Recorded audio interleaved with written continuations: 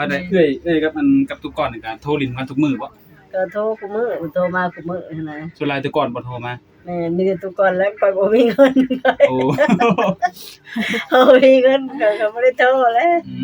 เพิ่นอยากคุยมันก็ต้องโทรมาหาเฮา เนาะ เนาะ จะคุยแล้วเพิ่นก็โทรมาแล้วว่า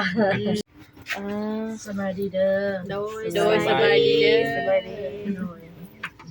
เจอกันอีกแล้ว จักไปเด้อล่ะน้อยกล้องค่อยน่ะ อยู่ที่เฮือนเป็นคือเก่าทุกคนมื้อนี้ อืม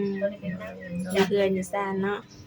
ยังบ่ทันได้ไปทางใดบ่มื้อนี้ ว่าจะติดต่อ กูแคนก็เขาก็มา กูแกนที่นั่นน่ะ แคนเขาออกกับไปแคนสนุก เดี๋ยวเราจะไปไปกับพี่ละ ไปกับผู้ อย่าว่าไปกับผู้บ่าวแม่น บ่ เรียก ไป ว่า แต่กับหมู่บ่มีผู้บ่าวไป เลย บ่มีผู้บ่าวพาไป ผู้บ่าวพาไปเนาะ ผู้บ่าว กินข้าวได้ซะเอ้ย กินมาแต่บ่กูแคนพู้นแหละ ลาบซิ่งบ่ เขาขาเป็ดลาบเป็ดลาบเป็ดลาบหมู มีแม่รับซีนเนาะรับ ชิ้น เป็ เป็ ด ดชิ้นหมู เป็ดชิ้นหมูบ่แม่นชิ้นกล้วย แต่ลาบซิ่งก็เน้นแต่ชิ้นงัวชิ้นควายเนาะเป็ดไก่ก็ชิ้นคือกัน เลย ไปได้สิไปทางใดบ่หลังจากมาแต่ผูกแขนเนี่ย จักยังบ่จักทางไปอยู่เฮือนแหละ โอ้ยมีทางไป มีทางไป มีทางไปแต่สิไปบ่เนี่ย จังหวะนี่สิไปทางใด ครับพาผู้บ่าวเลยนะ ไปบ่ หาผู้บ่าวอีกเลย คือว่าผู้บ่าวโทรมาบอกโทรมาสั่งยังบ่ซั่นน่ะ เป็นได้ยินข่าวผู้บ่าวโทรมาสั่งบ่ ตุกอนนะบ่โทร ผู้บ่าว ว่า เพิ่นยังไม่นั่นได้มีเนาะ น่าจะมีนั่นแหละ เป็นโทรมาสั่งว่าให้สนุกซื้อลูกปลาไปให้ โอ้ สั่งก็สั่งได้สนุกนี่ สนุกทุกคนนั่นแหล้วไปทำการซื้อลูกปลาไปให้ สนุกซื่ออยู่เนาะทงนึง แม้ว่าชื่อสนุกพอจดลงในสมุดเดียวนะเปิดไปเจอเจ้านกจังซี่นะ จะซื้อสนุกผู้เดียวเราคนดังก็ไปจดผู้เดียว โดยสั่งซื้อลูกปลาพอซื้อแต่ลูกปลานะ ซื้อลูกปลาไปให้เพิ่นเพิ่นว่า เยอะได้ในหนองน้ำเพิ่นมีอันนี้เด้อเนาะ แม่ มีน้ำหลายเลยของเพิ่น อยากได้ลูกปลา คือว่าได้ยินข่าวแบบว่าหยุดถ่ายคลิปบ่ จ้าเพิ่นว่าเพิ่นให้ไปถ่ายได้อยู่มื้อนี้ไปรอบแบบมื้ออื่นเดี๋ยวเพิ่นบ่อยู่เพิ่นว่า เพราะว่าใช้สื่อสารเนาะทางเอ้ยซั่น ยังมีคนบอกคือฉันมันบอก แม่เป็นภาพบอกทางเอ้ยซั่นเนาะคือว่าเห็นเข้าไปเมื่อวานนี้เพิ่นว่าจะหยุดถ่ายคลิปแล้ว นี่เพิ่นเว้าอยู่ตะกี้เพิ่นว่าอยากหยุดวันนี้เพิ่นว่ามาถ่ายได้อยู่เพิ่นเว้าไว้สิอีกเพิ่นว่า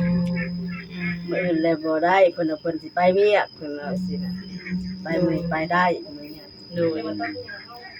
คือเมื่อวานนี่เพิ่นไว้โทรหาเอ้ยชวนไปถ่ายปูน เพิ่นก็โทรมาว่าให้ชวนไปทาดโพนแล้วบ่ไปแล้วเพิ่นบ่ไปเพิ่นบ่ได้ไปซ้ำ โดย เพื่อนมื้อนี้ เดี๋ยวเพิ่นบ่มีหมู่เนาะไปผู้เดียวได้สิได้หลายเนาะ เดินไปมันก็สิไปประมาณนี้แล้วเนาะ ส่วน คือว่ามันทั้งว่าเราบ่ทัดปนเนาะ1มากก็ไกลเนาะ มันไกล สอง เมื่ มา อย เบิด ขี่ เนาะ รถ ขี่รถจักรอีกบัดนี้ โดยครับ เอ ภา อ ษา เมื่ เนี่ อย ย เนาะ เมื่อยขี่รถ ฮอดก็หวยมันบ่ได้เติบอยู่เนาะ ส่วนบอกเพิ่นว่าค่าเวียกว่ะ อืม ไปดอก เพิ่นก็เลยยกเลิกบ่ เพิ่นก็ยกเลิกเพิ่นก็บ่ไป อืม เพิ่นก็บ่ได้ไป เพิ่นก็ไม่ได้สั่งไว้เพื่อจะเข้าปฏิหารนำเพิ่นบ่ เพิ่นว่าก่อยนะยันผู้บ่าวหายเพิ่นว่าไปสิ ก็บอกตรงๆเลยท่านสรุปแล้วเอ้ยมีหรือบ่มีผู้บ่าวบ่ บ่มียังบ่มี บ่ จักก็เว้ากันเองเนาะเขาซื้อไก่ก็บ่รู้จักแม่ แต่ว่าใกล้กันยังไม่ทันได้เนาะ ยังบ่ทันได้ไก่สักโตวเพิ่นก็บ่ฮู้ได้ จักได้รูปแบบได้ว่าซั่น จักแบบใดจังบ่ได้เคยล่มจักเทื่อเนาะบ่ฮู้แล้ จั ว งมาแบบเลยเนาะ ได้ยินแต่เขาเจ้าเว้า มีคนมาปั่นบ่เนาะมีคนปั่นผู้ก้อนบ่หรือว่าปั่นเอ้ยสั่นเด้อันนี้ ผมบ่ได้ล่มก็บ่จัก เจ้าของตู้นี่บ่ฮู้ว่ามีผู้บ่าว ซื้อไก่ให้ก็บ่จักยังบ่ได้ล่มกับเขายังบ่ได้เว้ากับเขามีแต่ผู้อื่นบอกกันนะ โดย แต่ตัวก้อนบอกตัวก้อนเราก็ฮู้จักว่านี่คนบ่ฮู้จักนั่นน่ะ โดย สร้างว่า แต่ตอนนี้ก็ยังไม่ทันได้เนาะไกลเนาะเห็นแต่ว่า ยังบ่ได้ไก่พอโต ผู้บ่าว ไก่ กี่ จักอ ตั ยู่ ว ไก่จักอยู่ไสไก่จักบ่เห็น เนาะ ผู้บ่าวสิตัว แม่นแล้วฮะ ปั่น ใส่ บ่จักนํ ว่าอยู่ไทยอะไรก็ไปอยู่บนอยู่โคราช โคราชบ่ โคราช เกียดเลยว่าอยู่โคราชเนาะ มีเงินสมุดยังไงเนาะอันนี้บ่เนาะซื้อสนุกก็ซื้อปลาแล้วจะสงสัยอยู่ จะใช้เกียดอยู่สมุดเกียด เปิด นะ ไปเจอจะซื้อสนุกบ่ ซื้อปลามา ชื่อคนอื่นจำบ่ได้ค่ะเนาะ จำบ่ได้ คุณไปลงสมุด สงสัยอยู่ไปลงสมุดอย่างคืออยู่โคราช อย่างไรปลาไปปล่อยเนาะเพิ่นเนาะ จนกเปิดมาประเด็นนะ อันนี้แล้วเนาะ เปิดมาประเด็นเราสนุกว่ะ ว่าได้เอ้ยกับกับทุกก่อนนี่ก็โทรลิ้นกันทุกมื้อบ่ ก็โทรคุมื้อโทรมาคุมื้อนะ ส่วนหลายแต่ก่อนบ่โทรมา แม่มีแต่ตุกคนแล้วก็บ่มีเงิน โอ้ บ่มีเงินก็บ่ได้โทรแล้ว เพิ่นอยากคุยมันก็ต้องโทรมาหาเฮา เนาะ เนาะ จะคุยแล้วเพิ่นก็โทรมาแล้วว่า เป็นผู้ชายเนาะมันต้องโทรมาหาเฮาถ้าเป็นผู้หญิง บ่มีเงินโทรแล้ว ว่าเดี๋ยวก็โทรมาสองสายโทรมาตะ โทร บุก มา บ่ได้ฮับ โทรมาจีบบ่โดดโทรมาลมดินั่นซื่อ ล้มบินล้มหัวไปซื่อแล้วเราก็มักกันเลยบ่พร้อมมาแล้วแล้วก็ว่าสิได้ โอ้ แต่ได้น้ำหมักเอื้อยเนาะ แม่ เอา มักบ่พร้อม เอ้ยนี่ยังบ่ทันพร้อมแม่นบ่ แม่ เอ้ยนี่อย่าเบิ่งกันไปอีกแม่นบ่เนี่ยอยากรู้จักกันไปรุ่นกว่านี้เนาะ มีแต่ เบิ่ ยัง ง กัน ห่าง ไปเบิ่งฟังเบิ่งเพิ่นก็เอาเมียถ่าเอาเมียถ่าฟังเบิ่งเดี๋ยวจักเมียเด้ว่า เอาเมียถ่าเอ้ยนี่ แม่นแหละ สมมุติแบบคันแบบนี้เนาะแบบทางเพิ่นเอาเมียมาทางเอ้ยฉันเพิ่นพร้อมแล้วเพิ่นสิพาเมียเพิ่นบ่เนาะ บ้าบ่เอาเพิ่น เพิ่นเคยเว้ากันกับไปซั่นเด้เนาะ เนาะ เพิ่นเคยเว้าเด้ถ้าพ่อเมื่อกับป้าบ่เอาแล้ว แสดงว่าเพิ่นนี่แบบในใจนี่คือชื่อเจาะจงเอ้ยฉันเนี่ยเบิ่งนี่เนาะ แม่น เพิ่นเอาเมียมาก็สิป้ามาคันเอ้ยฉันพร้อมเลยนะ แม่นถ้าพ่อเมื่อป้าเอา มันก็ เลย จักสิว่าได้นะฉันเนาะสิแต่ก่อนจะเอาจากเมียได้ฉันจักสิพร้อมนี่เนาะ แหละ คนที่17 18แล้วบ่เนาะ แต่ก็สิมาได้นี่นะ 19ก็เป็นไอ้ซั่น ซาวุ่นมาจักเป็นเลยจัน เอ้ยฉันพร้อมเนาะ เดี๋ยวพ่อไป แล้วเอ้ยฉันสิพังๆไปนี่โดนเติบบ่นี่เป็นปีพุ่นนี่ แล้วพังไปเรื่อยๆนี่แหละพังไปก่อน เบิ่งตูก่อนไปนำจังซี่เนาะ แม่ เออ ดูลงกันไปสิแหละ โดย บ่แน่ลงไปลงมามื้อฉันวันนี้บ่ถูกคอกันบ่หายเนาะ เนาะ มันก็บ่ฮู้หยังกัน เอา เนาะ ไว้ได้เนาะ เออ คนเฮาก็เนาะ คำเบิ่งกันไปนี่ก็หายมันบ่มือบ่ฮู้ยามเด้เนาะ แม่ ว่า เพิ่นไม่ได้บอกว่าจะไปหาดูเอ็ดกินให้เพิ่นบ่มื้อนี้ คนเราว่านี่เพิ่นแกงแล้วหน่อไม้เพิ่นแกงกินเองเพิ่นละว่านนี่เพิ่นแซ่บบ่ หลายคนก็เม่นเข้ามาหาทางสนุก FC ก็ว่าสนุกอดๆยายๆหิวอดหิวมาแต่เทืองเลยเด้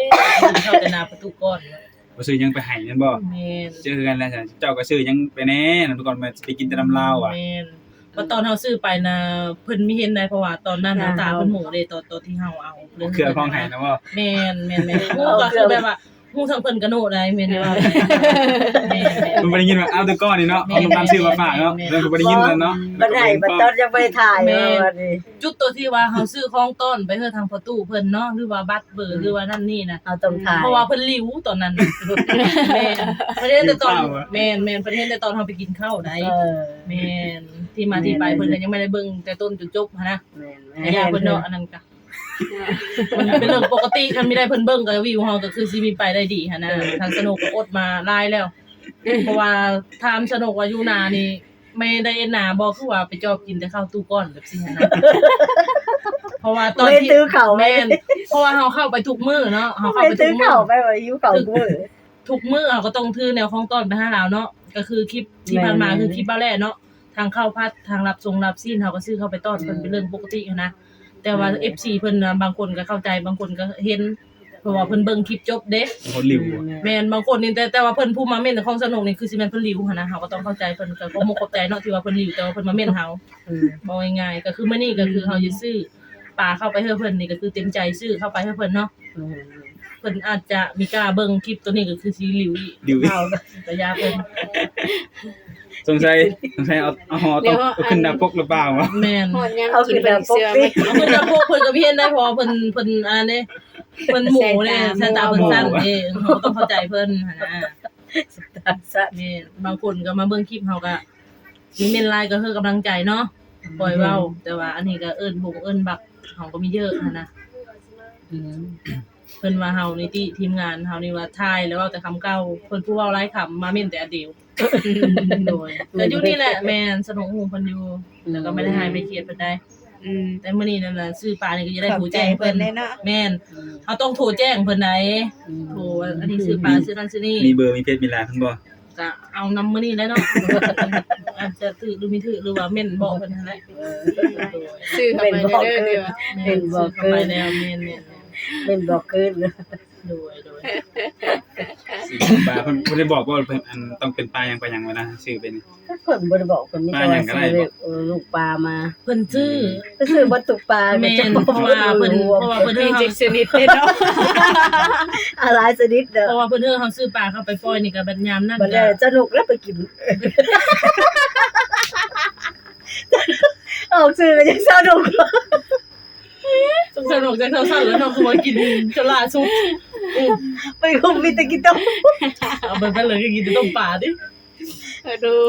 ยามนั้นน่ะต้มปลายามนี้เนาะไหม กับมะม่วงป่นแล้วมีกินสนุกมีผักหวาน แม่นบ่ มันไปหลักคิด เก่ เป็น ง ลัก ใจ ษีว่าจะลักษีมันน่าจะ เอ อยู่ประมาณ อ นะ จังซั่น ซิมหนึ่งมาจาก มี นั้น ผักหวาน บ่ยันหลักซิมแล้วตัวยาว ซิมตัวยาวอดดวดเลยเหรอ จะซิมแล้วยือ เห็น บ่ เนาะ ได้กินเบิดเด้อ ไอ้เมื่อวานนี้ยังเห็นอยู่แล้วมีบ่เคยกินน้ำเราเลยจ้ะ อ้าวเพิ่นไปกินบัด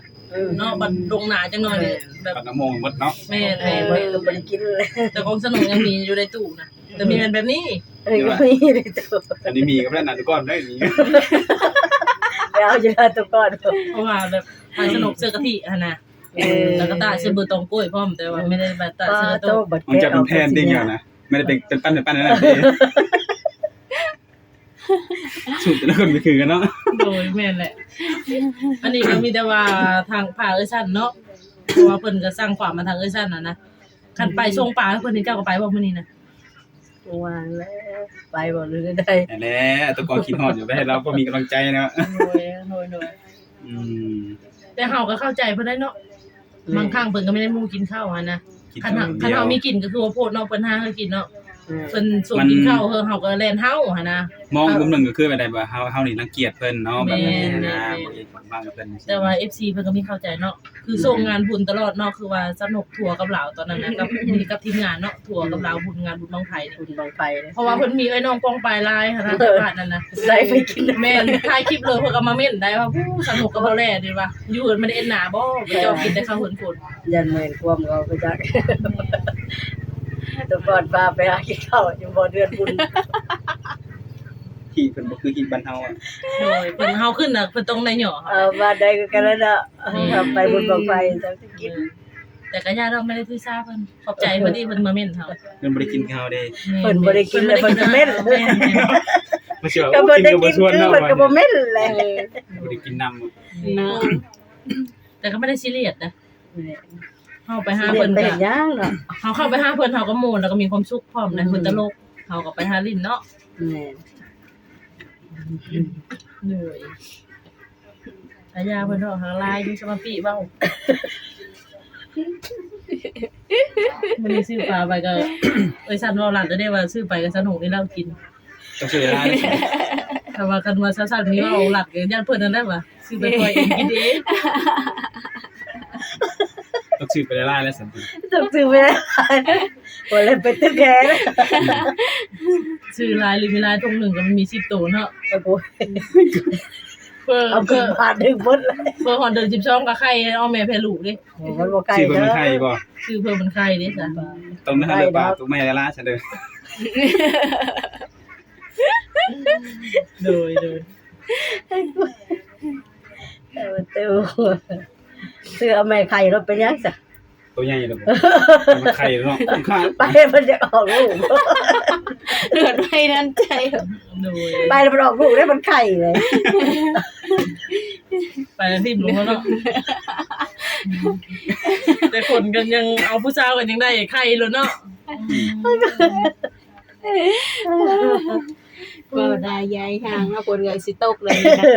หลังได้แล้วแต่ คนสิตก โด เลย โดยมีแต่ว่าไว้พอๆกันอยู่ทางหน้าตู้ก่อนเพิ่นเนาะ โดย หลังจากเพิ่นเว้าคลิปเมื่อวานนี้ว่าจะหยุดถ่ายคลิปแล้ว แต่มื้อนี้โทรมาหาทางผู้สาวว่ายังถ่ายอยู่ ยังทางที่เก่าบ่เท่าสั่งเลยยังได้ดูป่าได้ เลยเลยลูกป่า ตอนนี้ลูกป้าไปก่อนตอนนี้ โดย คือทางส ก็ นุ ห ก นาว ยั ก็ ง น่าจะเอาลูกคนหนึ่ง โดยเอาลูกไว้ชั้นนี่นะ นั่นแหละ โดยนะสบายดี สบายดีเด้อสบายดี สบายดี เด้อ